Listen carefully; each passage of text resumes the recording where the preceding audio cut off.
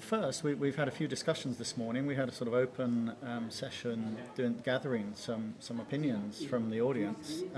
What are some of your observations about some of the outcomes of that discussion, and perhaps the I was particularly interested in the demographic data, which is, I think, something that was closest to your heart, if I remember rightly.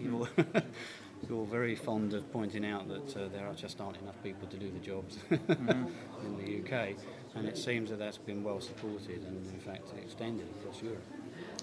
Yeah, I mean, I think that that was, in fact, Jean-Paul from Allsbridge who was presenting that, and I think it was all United Nations demographic data. So I think it was very much independent information. Do you think that perhaps we don't understand some of the long-term implications for this sort of the change in numbers of economically active members of society? I don't think society understands that, no. Yeah. I think that is not a message that you ever hear people discuss. There is this assumption that there's a bottomless pit of talent, and whilst we can see that population generally seems to climb, I don't think that we've got the right mix of population going forward. And that's not easy for, I think, the general population to fully understand. Because all they see is lots of people. There's more traffic on the road, more queues everywhere you go. Yeah. So there must be more people. So there must be more people available to do the work that needs to be done. And I think that people don't realise quite that there isn't. What do you think then about the business climate at the moment for outsourcing, particularly within Europe? I mean, have you experienced any changes yourself recently? No, we haven't. I mean, we're fairly stable in the particular area of work we're in. The nature of our business is fairly long-term. Our commitments have to be long-term, so changes don't happen that frequently. And also, we don't directly get impacted by the general economic climate. Yeah. What does impact that, though, is people's propensity to be altruistic. So if they're feeling good about themselves, then they feel good about helping other people. Yeah. The one potential advantage for us, I guess, is that we're not actually after their money. Yeah.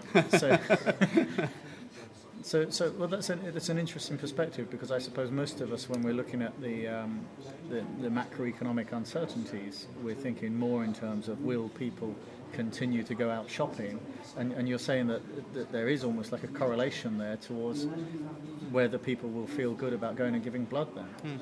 I think people have to feel good about themselves. They have to feel good within themselves before they feel they want to help other people. Yeah. But the advantage that we have over 245,000 other charities in the UK, we're not a charity, but of those charities, to give that feel-good feeling, the altruistic benefit, is that it doesn't cost them anything. And so it's something that they can readily do if they feel good about themselves generally, without it having any other sort of impact. Yeah.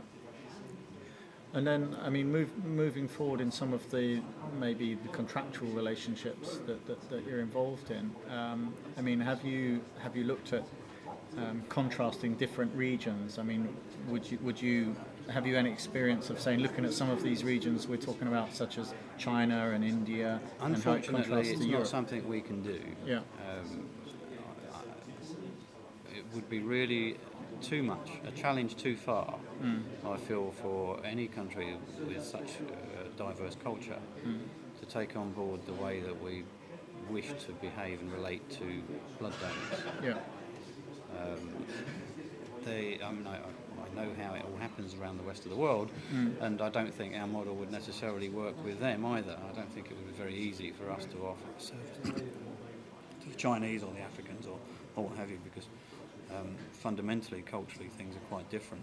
But if we had tasks that were not directly related to the need for empathy, then I personally have no reason to think that it wouldn't work. Yeah.